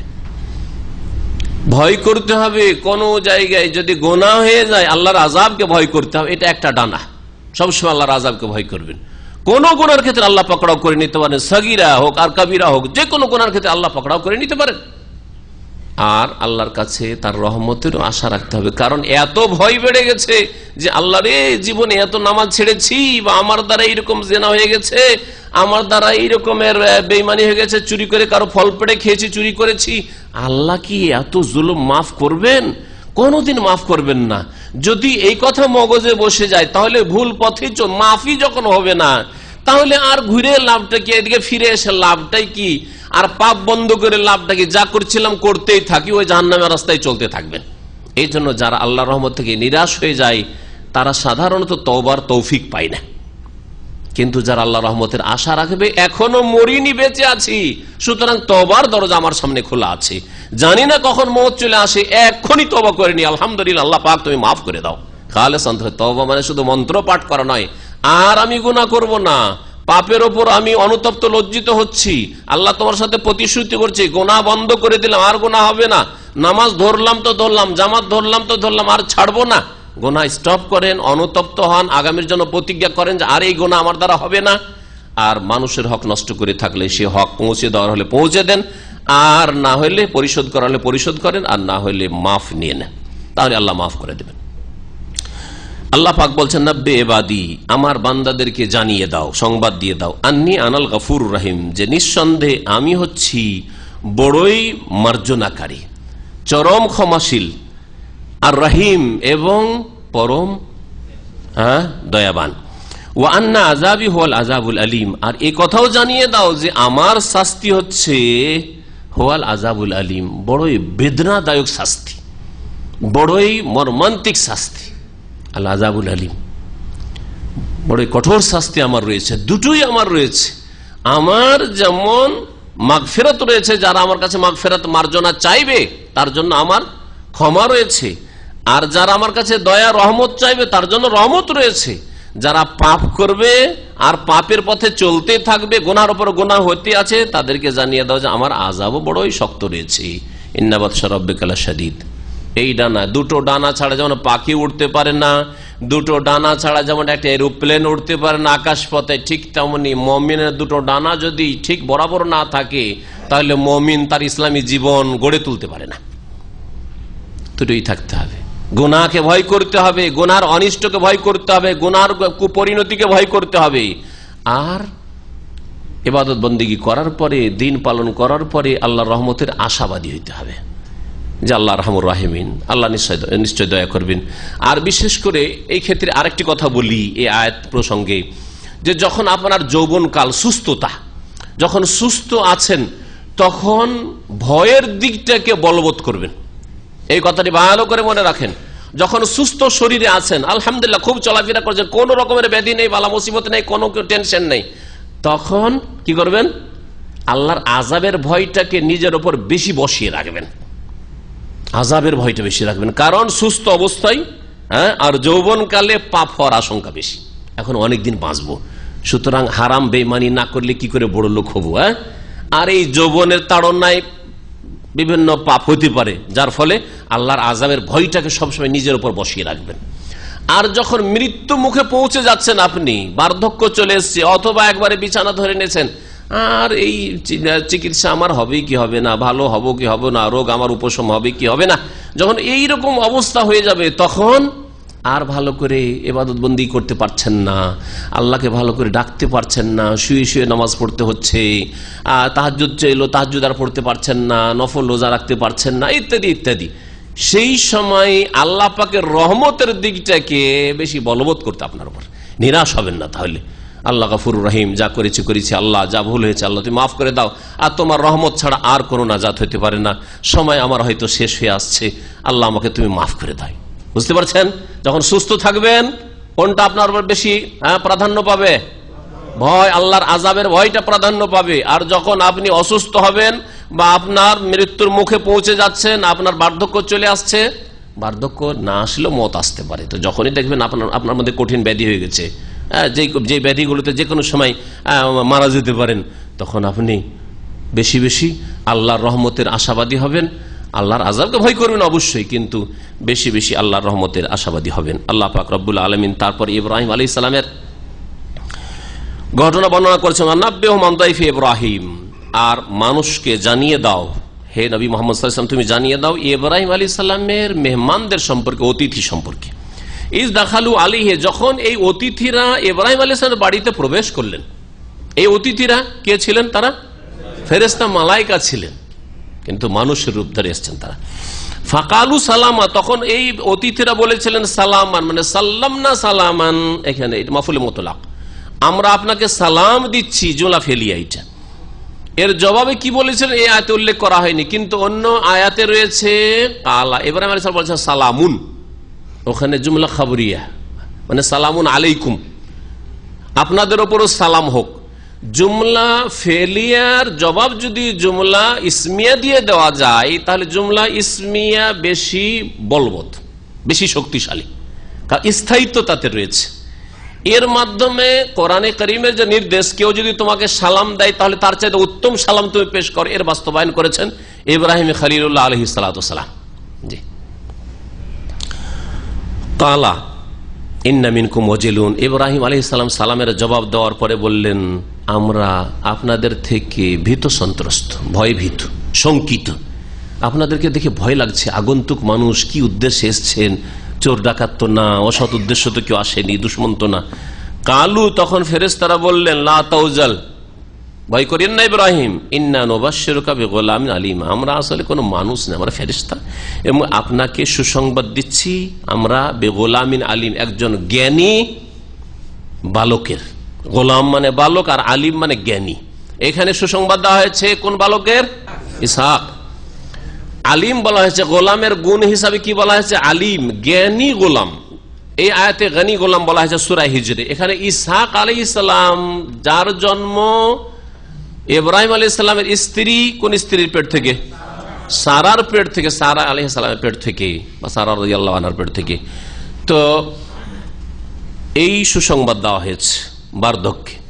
আর হাজারের পেট থেকে ইসমাইল আলাইহিস সালাম যে পয়দা হয়েছিলেন, তার সুসংবাদ বার্ধক্য দেওয়া হয়েছিল ইব্রাহিম আলাইহিস সালামকে। সেখানে সূরা সাফফাতে বলা হয়েছে, ওয়াকালা ইন্নী যাহিবুন ইলা রাব্বি সাইয়্যিদ রাব্বি হাবলি মিনাস সালিহিন ফাবাশশারনাহু বিগুলামিন হালিম, ধৈর্যশীল বালকের সুসংবাদ আমি আল্লাহ দিলাম।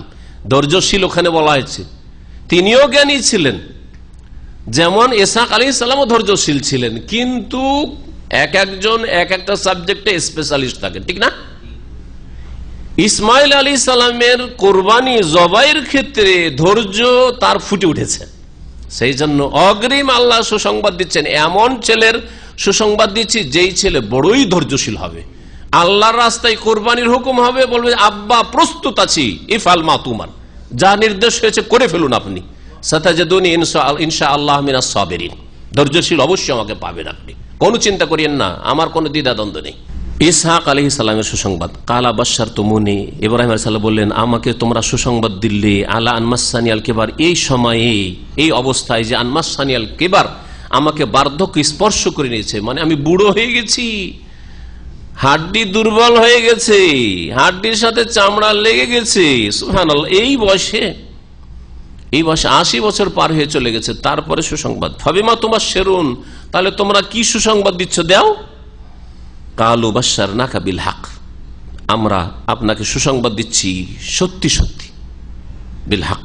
ফালা তাকুম মিনাল কানিতিন, সুতরাং আপনি নিরাশদের অন্তর্ভুক্ত হয়েন না, নিরাশ হয়েন না। 80-90 বয়স হলে কি হবে? আল্লাহ পাক দেন, আল্লাহ যে কোনো সময় দিতে পারেন, যে কোনো অবস্থায় আল্লাহ পাক রব্বুল আলামিন দিতে পারেন, আপনি নিরাশ হয়েন না। কালা, তখন ইব্রাহিম আলাইহিস সালামের ঈমান যেমন তেমন ঈমান না, তিনি বলছেন আপনি কথা বুঝবেন না যে আমি আল্লাহর রহমত থেকে নিরাশ, তবে এটা তো বয়স আছে সেজন্য বলছি, আর আল্লাহ ইচ্ছা করলে আল্লাহর রহমত যে কোনো সময় আল্লাহ পাক দিতে পারেন। তাই বলছেন ওমাই ইয়াকনুত মির রাহমাতি রাব্বিহি ইল্লা দাল্লুন, রবের রহমত থেকে, রবের অনুগ্রহ থেকে, দয়া থেকে নিরাশ হয় না, একমাত্র কারা নিরাশ হয়? ইল্লা দাল্লুন, একমাত্র পথভ্রষ্টরা। আর আমি তো পথভ্রষ্ট নই, সুতরাং আল্লাহর রহমত থেকে আমি নিরাশ নই। তবে এই জন্য আশ্চর্য হচ্ছে, এটা আশ্চর্য প্রকাশ করছি যে এই বয়সে আমার ছেলে মেয়ে হবে, হ্যাঁ, গর্ভধারণের শারীরিকভাবে আমার স্ত্রীর হয়তো ক্ষমতা নেই, কি করে হতে পারে? পুরুষদের ক্ষেত্রে অনেক সময় হয়ে যেতে পারে, কিন্তু নারীদের ক্ষেত্রে 40-45 হলে, আর সাধারণত 50-এর পরে তো গর্ভধারণের কোনো ক্ষমতাই থাকে না, আয়েসা হয়ে যায়, মাসিক বন্ধ হয়ে যায়, গর্ভধারণের সাধারণত ক্ষমতা থাকে না। আল্লাহ পাক রব্বুল আলামিন বলছেন কালা, ইব্রাহিম আলাইহিস সালাম বললেন তারপরে ফামা খাতবুকুম আইয়ুহাল মুরসালিন। ইব্রাহিম আলাইহিস সালাম তাদের আবভাবে বুঝতে পারলেন যে আমাকে শুধু সুসংবাদ দিতে আসেনি, আরো কিছু কাজে এসছে। এই অবস্থা বুঝে আবার জিজ্ঞেস করলেন। কালা, ইব্রাহিম আলাইহিস সালাম বললেন ফামা খাতবুকুম আইয়ুহাল মুরসালিন, হে প্রেরিত ফেরেশতারা। মুরসাল এর বহুবচন হচ্ছে মুরসালুন। হে প্রেরিত ফেরেশতারা, মালায়েকারা, তোমাদের খবরটা কি? তোমাদের ব্যাপার স্যাপার কি? কি উদ্দেশ্যে তোমরা আগমন করেছো? তোমাদের আগমনের উদ্দেশ্য কি? খাতবকুম মানে শানকুম, মা শানকুম, বালকুম মা বালকুম, হ্যাঁ, মা হালকুম, মা খাবারকুম, একই অর্থ। এগুলি হচ্ছে প্রতিশব্দ, কাছাকাছি শব্দ। আপনাদের কি অবস্থা, মানে কি উদ্দেশ্যে আগমন হয়েছে আপনাদের বলুন। কালু, তখন ফেরেশতারা বলে ইন্না উরসিলনা ইলা কওমিন মুজরিমিন, আমাদেরকে প্রেরণ করা হয়েছে এমন এক জাতির উদ্দেশ্যে যে জাতি হচ্ছে বড় অপরাধী। অপরাধী জাতির উদ্দেশ্যে আমরা প্রেরিত হয়েছি। ইল্লা আলা লুতিন, এই অপরাধী জাতি কোন জাতি? লূত আলাইহিস সালামের বংশধর, সাদ্দুম এলাকায়, সাদ্দুম গ্রামে বসবাস করত। এরা সমকামিতার পাপ আদম সন্তানের মধ্যে প্রথম শুরু করে, পুরুষে পুরুষে কুকাজ করা, পায়ুপথে, এটা প্রথম শুরু করে এই লূত আলাইহিস সালামের বদ প্রকৃতি জাতি, যাদের প্রকৃতি নষ্ট হয়ে গেছিল। আর এটাকে অনেক দেশে বৈধতা দেওয়া হয়েছে আল্লাহ পাকের অভিশাপ হোক এদের ওপর, যেমন অভিশাপ হয়েছে লূত আলাইহিস সালামের জাতির ওপর। আল্লাহ পাক রব্বুল আলামিন এদেরকে মুজরিম বলেছেন, বড় অপরাধী। তবে ওখানে যে লূত আলাইহিস সালাম রয়েছেন আর তার মেয়েরা যে মোমেনা রয়েছে, তার ছেলে সন্তান ছিল না, মেয়েরা রয়েছে, ওদেরকে পরিত্রাণ দেব। ফেরেশতারা আগেই বলছেন ইল্লা, তবে আলা লূত, লূত আলাইহিস সালামের বংশধর মানে পরিবার বর্গ, ইন্না লা মুনাজ্জুহুম আজমাইন, তাদের সকলকে অবশ্যই আমরা মুক্তি দেব, রেহাই দেব, তাদেরকে আগেই গ্রাম থেকে বের করে দেব আমরা। ইল্লা ইমরাতাহু, তবে তার স্ত্রী, তার পরিবার মানে এই কথা ভাববে না যে তার স্ত্রী, কারণ তার স্ত্রী কাফেরা ছিল, তার স্ত্রী কুকাজে কোনো সহযোগিতা করত না, কিন্তু সে ছিল কাফেরা, বদচরিত্র, কোন নবীর স্ত্রী ছিলেন না। তবে অনেক নবীর স্ত্রী কাফেরা ছিলেন, কুফরি ছিল। এইভাবে আল্লাহ পাক ওই সব নবীকে পরীক্ষা করে, যেমন নূহ আলাইহিস সালামের স্ত্রী কাফেরা, এইরকম লূত আলাইহিস সালামের স্ত্রী কাফেরা, অস্বীকার করেছে, কিন্তু তারা চরিত্রহীনা ছিল না। কারণ আল্লাহ বলছেন আল খাবিসাতু লিল খাবিসিন, খবিস নোংরা মহিলা নোংরা পুরুষের জন্য। যখন পাক পবিত্র এই নবীগণ, তাদের জন্য আল্লাহ কি করে চারিত্রিক দিক থেকে চরিত্র নষ্ট মহিলাকে আল্লাহ চয়ন করতে পারেন, সেই জন্য তারা চরিত্র নষ্ট মহিলা এইরকম ছিল না, কিন্তু কুফরির বদ প্রকৃতি তাদের ছিল, কাফেরদের সাথে তারা সহযোগিতা করত, তাদেরকে ধ্বংস করা হয়েছে। ইল্লা ইমরাতাহু, তবে লূত আলাইহিস সালামের স্ত্রী কাদ্দারনা, আমরা স্থির করেছি, ফেরেশতারা আমরা স্থির করেছি, আমরা সিদ্ধান্ত নিয়েছি কি আল্লাহর পক্ষ থেকে, ইন্নাহা লামিনাল গাবিরিন, যে তার স্ত্রী অবশ্যই যারা অবশিষ্ট থাকবে ধ্বংস হওয়ার জন্য তাদের দলভুক্ত হবে। গাবিরিন মানে বাকিন।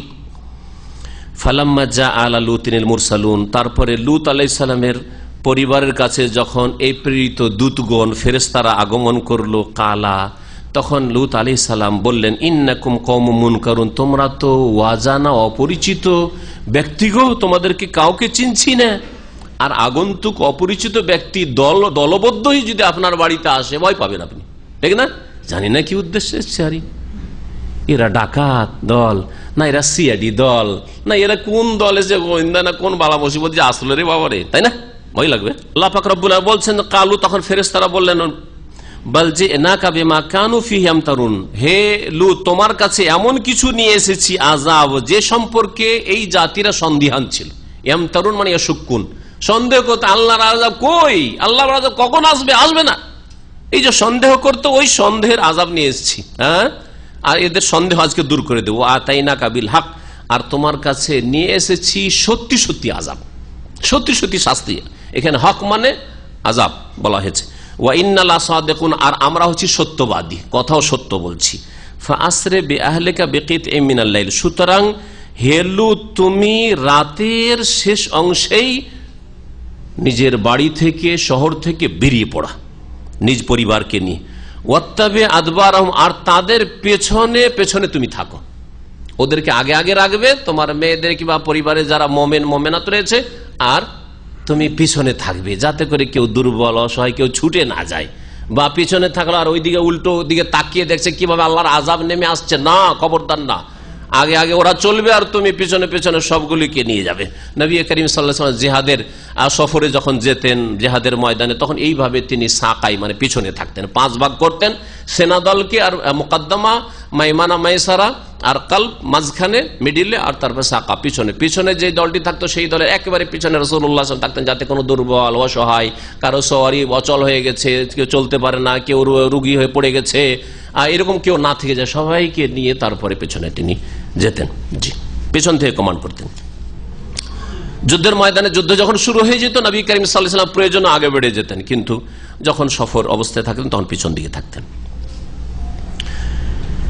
তারপরে আল্লাহ পাক ইরশাদ করছেন যে ফেরেশতারা কি বললেন, বলছেন যে ওয়াত্তাবি আদবারহুম, তাদের পিছনে পিছনে তুমি চলবে, ওয়ালা ইয়ালতাফিত মিনকুম আহাদ, তোমাদের মধ্যে কেউ যেন পেছন দিকে ফিরে না দেখে, এইভাবে ফিরে না দেখে যে একটু দেখি কি হচ্ছে না হচ্ছে, আমাদেরকে তো বেরিয়ে যেতে বলা হয়েছে, কিভাবে আল্লাহর আযাব, আসমানি আযাব নাজিল হচ্ছে, একটু দেখি তো, না, খবরদার তোমরা দেখবে না কিন্তু আযাবের দিকে। ওয়ামদু হাইসু তুমারুন, আর যেখানেই তোমাদের নির্দেশ হয় সেদিকেই তোমরা চলতে থাকো। এই আয়াত সম্পর্কে তাফসীর ইবনে কাসির বলছেন যে তাহলে বোঝা যাচ্ছে তাদের সাথে আল্লাহর কোন ফেরেশতা ছিলেন, আর বলছেন যে এইদিকে চলো, এইদিকে চলো, ওইদিকে চলো, যেদিকে যেতে বলা হবে সেদিকে চলতে থাকো, তোমরা যেই দিকে যেতে আদিষ্ট হবে সেই দিকে তোমরা ওয়ামদু চলতে থাকো। ওয়া কাযাইনা ইলাইহি যালিকাল আমরা আন্না দাবিরা হাউলাই মাকতুন মুসবিহিন, আর তাদের জন্য আল্লাহ পাক বলছে আমি চূড়ান্ত ফয়সালা করেছিলাম এই বিষয়ের যে আন্না দাবিরা হাউলাই, এদের লেজ, দাবের বলা হয় পেছনকে, দবর পেছনকে বলা হয়, তো এই জাতির লেজ কেটে দেওয়া হবে। লেজ মানে এখানে মূল বুঝানো হয়েছে, আন্না দাবের হাওলাই মাকতুন মুসবিহিন, ভোর হতে হতে ভোরে ভোরেই এই জাতির লেজ কেটে দেওয়া হবে, মূলকে ধ্বংস করে দেওয়া হবে, মানে এই জাতির জনপদের মূল থেকে ধ্বংস করে দেওয়া হবে। ওয়াজা আহলুল মদিনাতি ইস্তাবশিরুন, যখন এই ফেরেশতারা এসে বসেছে আর খবর পেয়েছে গ্রামের লোকেরা, এই লুচ্চা চরিত্রের লোকেরা, এই বোধ চরিত্রের লোকেরা দৌড় দিয়ে ছুটে এসেছে, খুশি খুশি বলছে ওয়াজা আহলুল মদিনা, শহরবাসীরা ছুটে এসেছে, ইস্তাবশিরুন, উল্লাসের সাথে, উল্লাসিত হয়ে, কালা ইন্না হাওলা দাইফু, লূত আলাইহিস সালাম এদেরকে বললেন দেখো এরা হচ্ছে আমার মেহমান অতিথি, ফালা তাফদাহুন, তোমরা আমাকে বেইজ্জত করিও না, লাঞ্ছিত করিও না, ওয়াত্তাকুল্লাহ, তোমরা আল্লাহকে ভয় করো, ওয়ালা তুখজুন, আর আমাকে ওয়ালা তুখজুনি ছিল আসলে, এই যেন নুনে কাসরা দেওয়া আছে, আমাকে তোমরা অপদস্থ করিও না মেহমানদের সামনে, আমার সামনে তোমরা সমকামিতা করবে আমার মেহমানদের সাথে। আসলে ছিল কি, মেহমান এত সুন্দর সুদর্শন চেহারা নিয়ে ফেরেশতারা এসছে, এদেরকে দেখে এই বদজাতি পাগল হয়ে গেছে, কারণ এইরকম তারা তলাশ করত, এত সুন্দর মানুষ পাবে কোথায়, ফেরেশতারা এত সুন্দর সুরত নিয়ে এসছে যে পাগল হয়ে মরিয়া হয়ে ছুটে এসছে যে আজকে আমাদের মনের আশা পূরণ করব। আর ভাবতে পারিনি যে আল্লাহর আকাশ থেকে ফেরেশতা নেমে এসেছে আমাদের ধ্বংস করার জন্য। কালু, তখন এই জাতিকে যখন এইরকম উপদেশ দিতে লাগলেন লূত আলাইহিস সালাম, তখন এই জাতি বলে আওয়ালাম নানহাকা আনিল আলামিন, তোমাকে কি এর আগে বারণ করি, নিষেধ করিনি বিশ্ব জগতের দায়িত্ব নিতে? দুনিয়ার দায়িত্ব নিয়ে বসেছো না, সব তোমার মেহমান, এতগুলি দায়িত্ব কে নিতে বলেছো তোমাকে? ঠিক আছে তোমার পরিবার, কিন্তু তুমি এগুলো কেন দায়িত্ব নিবে? ছেড়ে দাও এদেরকে, আমরা দেখে নিচ্ছি। যেমন আমাদের বাঘভঙ্গিমা বলি না, দুনিয়ার দায়িত্ব নিয়ে বসেছেন, তাই না? তো ওই রকম ঠিক ওই ভাষাতেই এই কাফের আর এই বদ চরিত্রের লোকেরা লূত আলাইহিস সালামকে সম্বোধন করেছিল। কালা হাওলা বানাতে, লূত আলাইহিস সালাম বলেছিলেন দেখো তোমাদের যদি যৌন ক্ষুধা পূরণ করতে হয় তো আমার এই মেয়েরা রয়েছে, আমার মেয়ে মানে নিজের মেয়ে না, প্রত্যেক নবী ওই জাতির পিতা সমতুল্য, সেজন্য বলেছে এইগুলি আমার মেয়ে। এই যে তোমাদের গ্রামে গঞ্জে শহরে মেয়েরা রয়েছে, যুবতী, তোমাদের ঘরে যারা বিবাহিত, তোমাদের ঘরে যারা রয়েছে এগুলো আমার মেয়ে, আর যারা অবিবাহিত তারা বিবাহ করে নাও। বিবাহ করার মাধ্যমে তোমরা জেনা নয়, বিবাহ করে তোমরা তোমাদের যৌন ক্ষুধা পূরণ করো। হাওলায় বানাত, এগুলি হচ্ছে আমার মেয়ে। ইনকুন্তু ফাইলিন, যদি তোমরা তোমাদের যৌন ক্ষুধা পুরা করতে চাও তো করো সেখানে। লাআমরুকা ইন্নাহুম লাফি সাকরাতিহিম ইয়ামাহুন। আল্লাহ পাক রব্বুল আলামিন এই আয়াতে প্রিয় নবী মুহাম্মদ রাসূলুল্লাহ সাল্লাল্লাহু আলাইহি ওয়াসাল্লামের আয়ুর কসম করেছেন, জীবনের কসম করেছেন। আমর মানে উমর, বয়স, উমর মানে বয়স হয়, আর আমরুন মানে বয়স হয়। লাআমরুকা, হে নবী মুহাম্মদ তোমার আয়ুর শপথ করছি, তোমার বয়সের শপথ করছি, ইন্নাহুম লাফি সাকরাতিহিম ইয়ামাহুন, নিঃসন্দেহে এরা তাদের নেশায় উদ্ভ্রান্ত হয়ে ঘুরে বেড়াচ্ছিল। শাব্দিক অর্থ উদ্ভ্রান্ত হওয়া, আমেহা ইয়ামাহুন ইয়ামাহুন, ইন্নাহুম লাফি সাকরাতিহিম, এরা তাদের নেশায়, এই যে নেশার মতো যারা সমকামিতা লিপ্ত হয়, স্ত্রীকে ছেড়ে দিয়ে ওদের ওইটাই মজা লাগে। এক শ্রেণীর কমিনা বদ চরিত্র আছে, 5 স্টার হোটেলে গিয়ে মেয়েদের জেনা করবে না, ওই যে সমকামিত যুবক ছেলে চায়। এই জন্য যুবক ছেলেদেরকে পাচার করা হচ্ছে আজকাল বিভিন্ন দেশ থেকে, গরিব দেশগুলি থেকে। ইন্নাহুম লাফি সাকরাত, এরা তাদের নেশায়, এই সমকামিতার নেশায় ইয়ামাহুন, ডুবে রয়েছে। ফাখাযাতহুমুস সাইহাতু মুশরিকিন, তাদেরকে বিকট শব্দ পকড়াও করলো ভোরে ভোরে সূর্য ওঠার সাথে সাথে। সূর্য উদয়ের সাথে, আশরাকা মানে সূর্য উঠা, সূর্য উদয়ের সাথে সাথে প্রথম আযাব, 3 আযাব দিয়ে আল্লাহ ধ্বংস করেছে। এক আযাব হচ্ছে আস-সাইহা, বিকট শব্দ তাদের আঘাত হানলো। ফাজআলনা আলিয়াহা সাফিলাহা, অতঃপর তাদের ওপরের জমিনটাকে নিচে করে দিলাম। জমিনটাকে ফেরেশতা জিবরাইল আলাইহিস সালাম উঠিয়ে আকাশের দিকে নিয়ে গিয়ে আবার সবকিছু সব উল্টে পাল্টে রেখে দিলেন আল্লাহ পাক রব্বুল আলামিন তার ফেরেশতাকে দিয়ে। এই দ্বিতীয় আযাব, ও আমতারনা আলাইহিম হিজারাতাম মিন সিজিল, আর তাদের উপর বর্ষণ করলাম। মাতার মানে বৃষ্টি। কিসের বৃষ্টি বর্ষণ হয়েছিল? হিজারাতাম মিন সিজিল, ঝামার পাথরের। হেজারা মানে পাথর হয়, আর সিজিল বলা হয় পোড়া মাটি। পোড়া মাটিকে সিজিল বলা হয়। তো পোড়া মাটি যেটা বেশি পোড়ার কারণে ঝামা হয়ে যায়, বুঝলেন তো, জামা। তো ওই ঝামা পাথর বর্ষণ করে তাদেরকে ধ্বংস করেছিলাম। তাহলে সেই জমিনকে উল্টিয়ে দেওয়া হয়েছে, তাদের উপর পাথরও বর্ষণ করা হয়েছে, তাদের বিকট শব্দের আযাব দিয়ে তাদের কানের পর্দা ফাটিয়ে দেওয়া হয়েছে।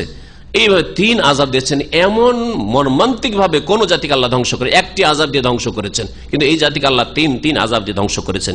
ইন্না ফি যালিকা লাআয়াত, নিঃসন্দেহে এতে বহু শিক্ষণীয় বিষয় রয়েছে, নিদর্শন রয়েছে। লিল মুতাওয়াসসিমিন, চিন্তাশীলদের জন্য বা সূক্ষ্মদর্শীদের জন্য, জ্ঞানীদের জন্য। ওয়া ইন্নাহা লাবিসাবিলি মুকিম, আর নিঃসন্দেহে এই জনপদ সাদ্দুম গ্রামটি লাবিসাবিলি মুকিম, চলাচল পথে অবস্থিত। মক্কার লোকদেরকে উপদেশ দেওয়া হচ্ছে, দেখো তোমরা যখন শাম দেশের দিকে যাও, তখন জর্ডন দিয়ে যে তোমরা যাও, সেই রাস্তাতে তোমাদের রাস্তার পাশেই কিন্তু এই এলাকাটি পড়ে, মৃত সাগর পড়ে। মৃত সাগরের কিনারা দিয়ে মৃত সাগরে পরিণত হয়েছে এই সাদ্দুম এলাকাটি। এই এলাকা দিয়ে তোমরা যাও, আর রাত দিন তোমরা দেখতে পাও, সেখান থেকে তোমরা কিছু উপদেশ গ্রহণ করলে না, কিছু শিখলেন না, যে সেই আযাব তোমাদের উপর আসতে পারে যদি শেষ রাসূল মুহাম্মদ সাল্লাল্লাহু আলাইহি সাল্লামের সাথে এরকম বদ আচরণ করো। ইন্না ফি যালিকা লাআয়াতাল লিল মুমিন, নিঃসন্দেহে এতে শিক্ষণীয় বিষয় রয়েছে বিশ্বাসীদের জন্য। এখানে আমাদের তাফসীর শেষ করলাম। আল্লাহ পাক রব্বুল আলামিন যেন আমাদের দ্বীন শিখার তৌফিক দান করেন, কোরআন কারীমের জ্ঞান অর্জন করার তৌফিক দান করেন, কোরআন এবং হাদিস মোতাবেক চলার যেন তৌফিক দান করেন। আল্লাহ পাক রব্বুল সমস্ত রকমের পাপ থেকে আমাদের বেঁচে থাকার যেন তৌফিক দান করেন। আল্লাহ পাক রব্বুল আলামিন আমাদের জান্নাতুল ফিরদৌস যেন দান করেন। সুবহান রাব্বিকা রাব্বিল ইজ্জাতি আম্মা ইয়াসিফুন ওয়া সালামুন আলাল মুরসালিন ওয়াল হামদুলিল্লাহি রাব্বিল আলামিন।